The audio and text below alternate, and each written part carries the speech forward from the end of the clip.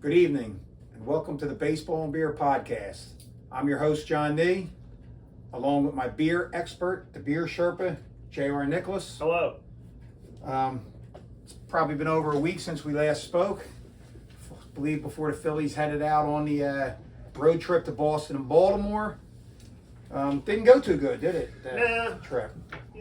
Not like what we are you gonna expected.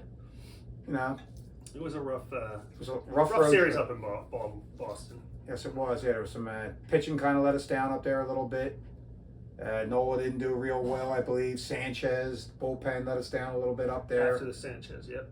Yeah, and got to win the first night, 1-2 in Boston. Here comes that old, the old talk of the easy schedule to start. Comes creeping back in when you play these teams that are, above 500 in first place. Boston, Baltimore. You got Arizona coming in, even though they're below 500 currently. They're maybe a half game out of a wild card spot. They're not. And of course, they knocked the Phils out last year. So little revenge this time. that's going to be a tough series for them, I believe. There'll be a little revenge on their mind, hopefully, and hopefully we can go. Hopefully they can get it going. So. Like we said, it was a tough series in Boston on the road. I mean, there could have been a little, I want to say maybe a little London hangover maybe involved, little jet lag per se. I'm not going to use that as an excuse. They travel the West Coast all the time. They come back, had an off day. I know a couple of guys, like Topper and Wheeler was concerned about having 8 days off before he pitched again. That was an issue probably. Yeah, Topper was a little concerned with the bullpen not getting enough guys work. It's a long flight out. They had some fun over there, I'm sure, on their. And it was a fun weekend. Yeah, it could have been a little hangover for them, this and that. So, it's possible. If Wheeler feels like he needs a pitch on his 5 days and 8 was too many days off, and hey, I got to take his word for it. He has a routine. Boston's a good team. They're right there. They are a good team. I think they're going to be buyers at the trade deadline. I think they're going to get a couple pieces and try to make a run.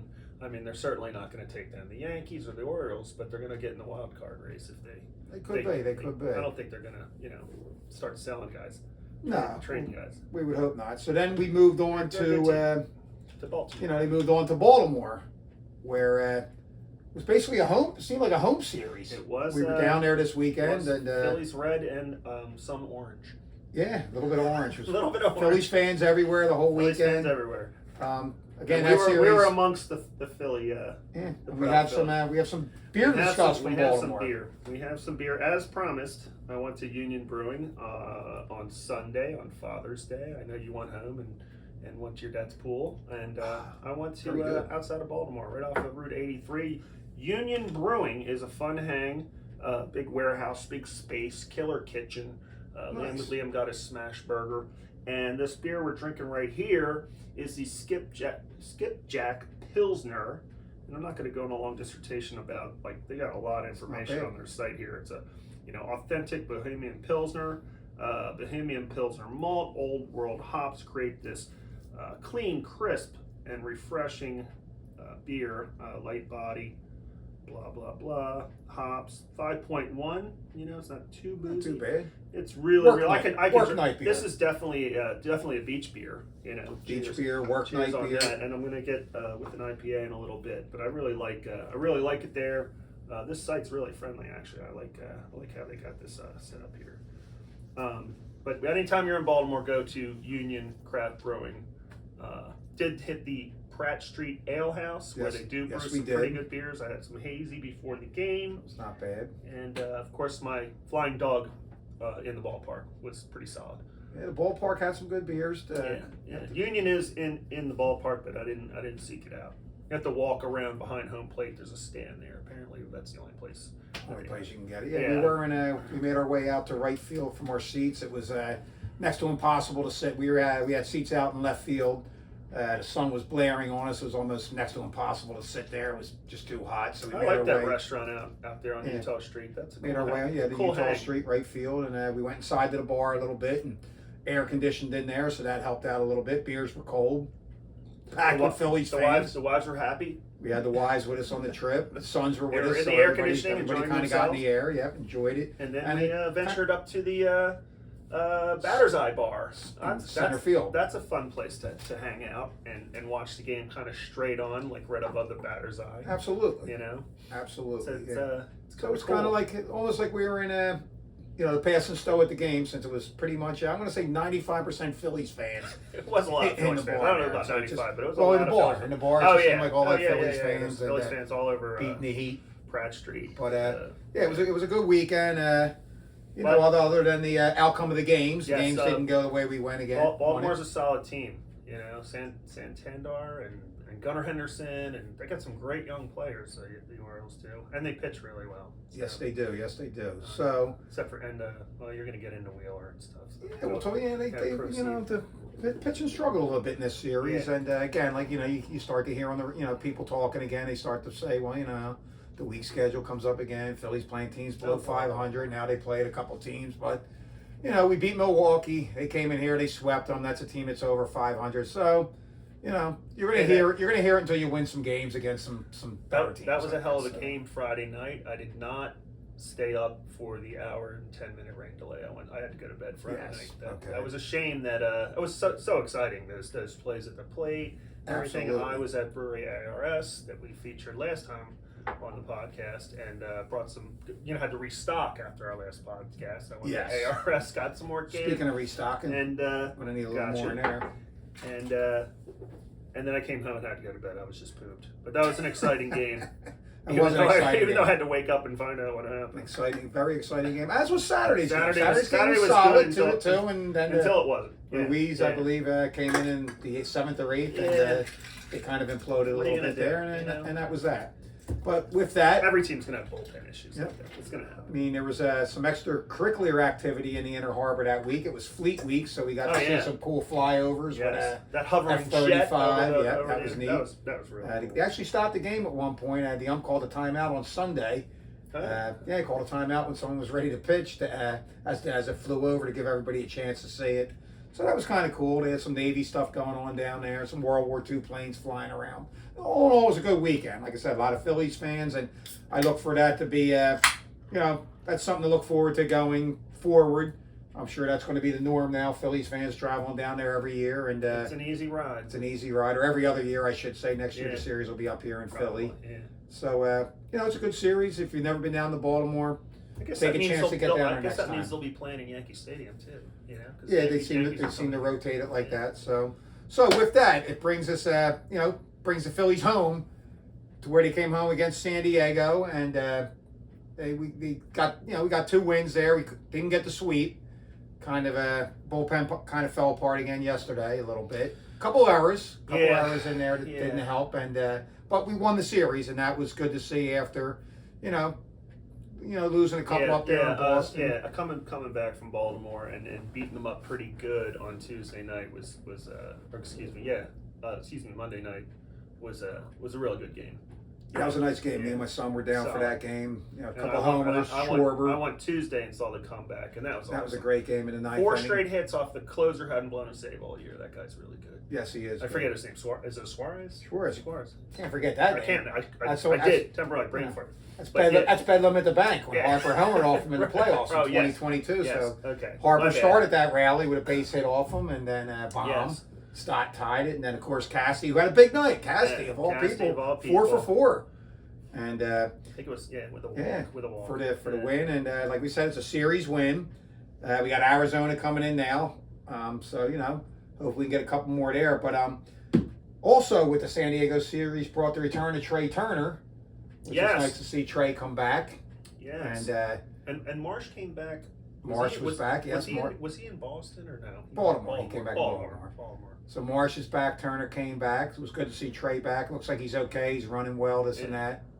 So he got a day off yesterday. I think Thompson just wanted to give him a little day off. Yeah, he didn't want to. Apparently, he said he wanted to play. It makes sense. Thompson he's off today too, so give him a couple days because we're going to play like 10 straight now. He'll probably play most of those games. Wouldn't you think? Yes. So now the surprising part with Turner coming back, someone had to go. Someone had to go down to the minors or be DFA'd. I thought not the obvious choice, but I thought you might see Dahl or Pache, who are both out of options, be DFA'd, And You couldn't send Dahl down. nah, No. well, he has to be offered to any team around the Right, league. right, And right. you know, Atlanta right now. Pache came from Atlanta. I'm sure that they're hurting for outfielders right now. So they probably would have would've scooped grabbed either him. one of them. Yeah, we out. don't want that. You know, we know Pache's he's a great defensive player. His offense leaves a little to be desired. And Dahl kind of reminds me of like a Matt Stairs type. You know, he's got some power. He's had some success in the past. He's been injured, so he's a nice left-handed bat to have on that bench. Yeah, I think we like the left-handed bat on the bench. You know, that might come into play, but.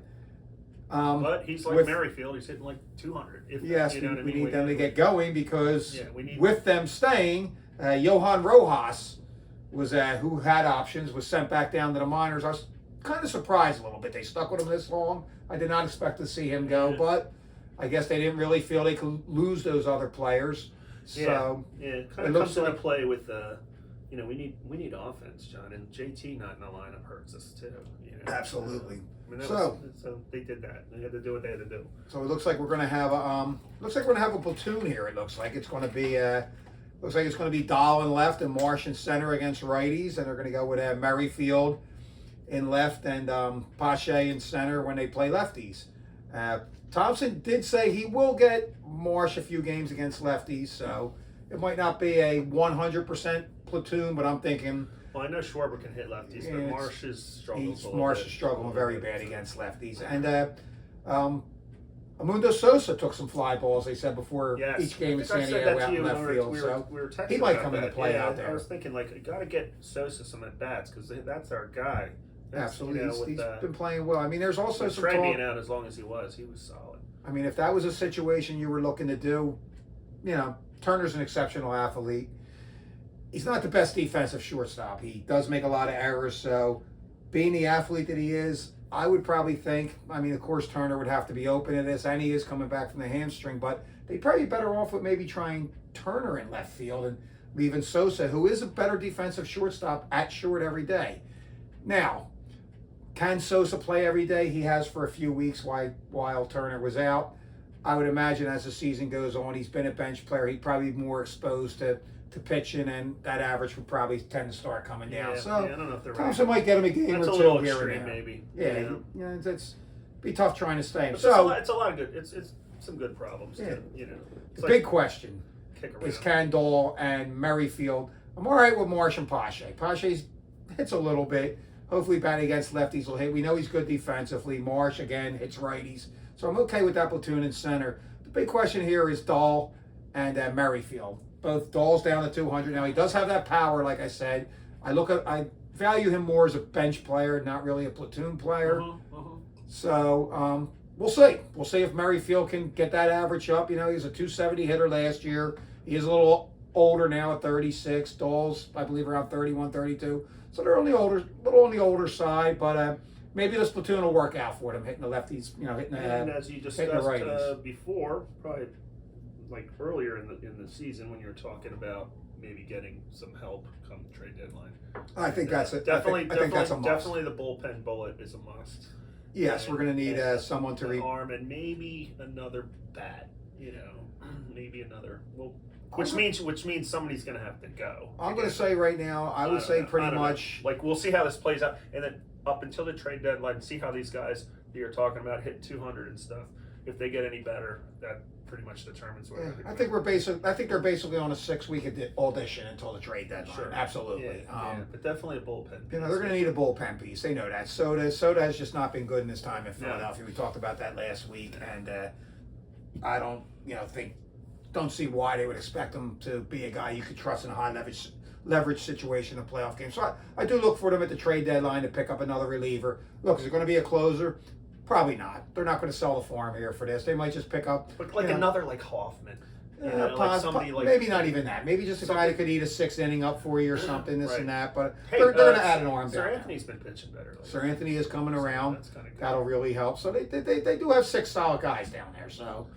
Yeah, they pick up one more and just have a lights out bullpen. Their starting pitch has been good. No one get hurt. No one get hurt. Then we're really, scrambling. And speaking of Rojas going down, I do expect him to be back. I expect him to be back probably in August, maybe September, whatever. I mean, he's got to go down AAA. The first thing he has to work on, and why this hasn't been done in the offseason or whatever is beyond me, but this man needs to bunt. I mean, Sure. Juan Pierre, Sure. Billy He's Hamilton, been guys saying with that for a speed while. like him. Yeah. Oh, yeah, These yeah. guys lived off bunting. Juan Pierre basically told you he was bunting. The third and first baseman came up and he still bunted and got on base and stole second, stole third half the time. Johan Rojas has that kind of speed. Once he learns how to bunt, and another big thing is too, he also has to learn how to read pitchers to steal. 14 steals for him at this point of the season, almost half, at almost the midway point is that's underwhelming to me with that speed. Yeah, well, you That's got to get on base. 65, 70 steals. You know what I mean? One of the things they were talking about with him going to the minors is he's got to like take more pitches and try to work those walks and stuff. Learn how to draw some walks, get the bunts down, learn how to read. They said he was having trouble reading the major league pitchers as far as their moves to the plate and all. And he's got to work on this. This guy has to steal 60 bases. If he's going to be a 240 hitter up here, if he can bunt and hit 240, 250 and play great defense and steal 60 bases, batting in the ninth hole, that's fantastic. What we can have is him stealing, 25, 30 bases, batting 225, 230. That's not going to cut it. He needs to, get that ball down on the ground. Learn how to hit the ball. Stop swinging for the fences. Put that ball on the ground. Use that speed. Get them bunts down. Sure. Learn those pitchers. Steal those bases and go from there. That's poor. So what do we got here? We're gonna do the IPA from Union, which is I'm not gonna read the whole thing. It's the Citra Mosaic hops. This is their flagship. I discovered it at the Orioles Park last year. When I took the boys, Brendan included, to see the Angels when Ohtani and Trout. Nice. Let me get a little pour. So this is their IPA. It's really nice. We'll wrap it up with this one because it's quite it's going to be a lot different from the Pilsner, that's for sure. But cheers, absolutely. Johnny. It's a good podcast, man. I like your notes. It's solid. So you got to have them. Yeah. We got a hard time reading without the glasses now, right. but. We got a nice stretch coming up here with these things to talk about finishing up June here, right? Yeah, we got 3 with Arizona now. Then we're gonna head out to Detroit for 3, and they stink. And then we'll come home for 4 with Miami to end the month of June. Game 1 against Miami will be the halfway point, the 81 game point. Right. So Phil's at 49 wins right now. You figure 3 with Arizona, 3 in Detroit. That first game with Miami, I would like to think at least 5 wins, 5 and 2, say, somewhere around there. So, we're looking at somewhere around 54, 55 wins at the midway point, which is pretty damn good. That puts you on pace for over 100. The schedule is a lot tougher. I beat this I harped on this a lot during these podcasts. The schedule is tougher the second half of the season. So realistically, you're talking about like 92 to 95 wins. I'm thinking somewhere around. So if they 54, 55 wins at the midway point, I could see them finishing the year with 94, 95, maybe 96 wins. I do believe they're going to be closer to maybe a 42 and 39, maybe 43 and 38. They're going to be closer to 500. Just my opinion. I believe they're going to be closer to 500 in the second half. You got the Dodgers coming in. You got the Yankees coming in. Play well at home. All the teams that were struggling earlier in the year. Right now, only 2 teams are pretty much out of the wild card race. The other 7 teams below the 3 division leaders are all within a game and a half out of a wild card spot, which is insane. Somewhere around Pittsburgh's 35 and 38, Cincinnati. Everybody's right there. We hope Pittsburgh's doing well when we get out there. Yes, we're going to be heading out there. Hope they go out there and get 3 wins. Last year, I believe they went 1 and 2, if I believe right. They did lose after sweeping them maybe the year before when we were out there. I know we were there for 3 of the 4 games. Maybe it was a 4-game series. Last year was a 4-game series. We didn't go to Thursday or Sunday. I think it was only 3 last year. Was it? Or maybe it was the year before. I get confused. Year before was 4. Either way, it's 3 this year. But again, all these teams are playing much better. And, I'm not taking nothing away from the Phillies. I just feel that, they might only be 4 or 5 games over. JT's going to be out, pretty much. I would think till after the All-Star break. He's talking about coming back before that, but 4 weeks. I mean, this guy's a catcher, twisting, squatting, dropping it's down. It's a catcher, right? It's not, second baseman. If it was Stott, Harper at first, I'd say yes, but that position, the wear and tear, I don't think that's going to happen. I think it'd be better off holding him out there after the All-Star break, and it's going to be a tough second half, but they put themselves in a great position to win this division by doing what they've done in this first half. So if they do, I don't want to use the word struggle, but if they're just playing you know, 4 or 5 games over 500 in the second half, they're going to win 95, 96 games. And most like, hopefully win the division. Win a division. I want the division. That being said, the Braves schedule, Braves are not going away. They're not going to go away. No. Their schedule is a little lighter than the Phillies, so I expect them to maybe have a few more wins in the second half. They're going to make moves. The Braves have a great farm system, so I'd look for them to be major players at that trade deadline, where I think the Phils might be more minor. Like we said, they might pick up a bat. They may not if they feel the platoon's working. A middle-of-the-line reliever, this and that. I really expect Atlanta to dive into us. They're looking for a starting pitcher. Obviously, they're looking for an outfielder. Now, they could do what they did a few years ago when they won the World Series, and they brought in 3 or 4 outfielders and kind of used the balloon. Yes, Soler, Peterson, Jock Peterson, and that worked for them. It did work. So worked out really well. I would not by any means, you know, the Braves are 7 back. I would not by any means. A lot of people, I hear a lot of people calling on the radio. Some of the, people say this race is over. The Phillies have this division. No, not 162 games. Silly talk right there. Silliest thing I ever heard. Yeah, it's dumb. Especially a team like the Braves. Hey, look, if it was the Mets 7 games back, yeah, maybe I'd agree with them. Yeah, you know what? Hey, the Mets are going to Met. Hey, the Mets have their little run here, so like the Mets are they're in a wild card spot. They're not horrible. No, they're not horrible. They're not chasing us down. That's for damn sure. That's not happening. Another team playing a 500 team. I mean, another reason I feel it could be tough for the Phillies this second half. The Mets are playing better, as JR just mentioned. The Washington Nationals are at 500. A team I did not expect. I thought they'd be a little better, but you've seen the Mets and Nationals could be close to a 500 team. Miami's terrible. They had a lot of injuries. They made some trades. They'll make more trades. We know that. They seem to trade the guy they traded to San Diego did some damage against us. Yeah, and they're gonna make their trades. They seem to do it all the time. So, but that being said, it's still division games, and the Phillies have a history of struggling for some reason against good or bad Miami teams. So, I think it's going to be a tough second half. Yes, it is. But they're going to play above. It's the fighting Phils. Yeah, they're going to be above 500. I'm not saying they're going to come out here and be a 500 team in a second. They're going to go above 500. They're going to win their series. But the Braves are going to make this interesting, folks. By no means is this thing over. They might not just get Eflin. They might get somebody else. You never know. Yeah, they're going to make a few moves, and maybe Dombrowski will surprise us. He has a history with other teams of making big splashes and trading people from the minors. He hasn't made any major splashes with the Phillies here yet. It's been minor moves. I just don't see what Syndergaard, Marsh. I don't see anything really ginormous happening there. I mean, there's the name Mason Miller's being thrown around as a closer, but that would cost you three prospects to start. That's 3 of your top 5. I do not think that's going to happen. I don't either. I just don't feel I don't either. Maybe we would talk about the center fielder from Chicago who's injured a lot. I don't know if I'd really want to give up a lot there either. I'm not big on giving up for players. Trout's name. Yeah, so we're talking about with the catcher situation. You get rid of Stubbs to keep Marchand. Marchand gets hurt, because he has in the minors. Now you've kind of shot yourself in the foot. Yeah, I kind of like Stubbs being our backup. That's something to look down the road. I think I'm not really concerned about the catcher thing right here. Yeah, I mean, Marchand goes back to the minors. Yeah, because JT's going to play the majority of the games. I think they'll most likely stay with Stubbs when he comes back. Now, that being said, they could revisit that late September and decide Marchand will be up in September. They want a little more offense than say Stubbs in the playoffs, and they might choose to take a guy like Marchand over Stubbs on the roster come playoff time. But that being said, too, I don't expect Stubbs or Marchand to get any time in the playoffs. That would mean JT ain't playing, so and you're not going to pinch hit a catcher or anything. So that almost, to me, once JT gets back here, that's a minor decision. I would imagine Stubbs is a great locker room guy. He's been here with the guys on the team. I don't think they break that chemistry up. Stubbs is a good dude. I think they'll probably stick with Stubbs. He's a good catcher.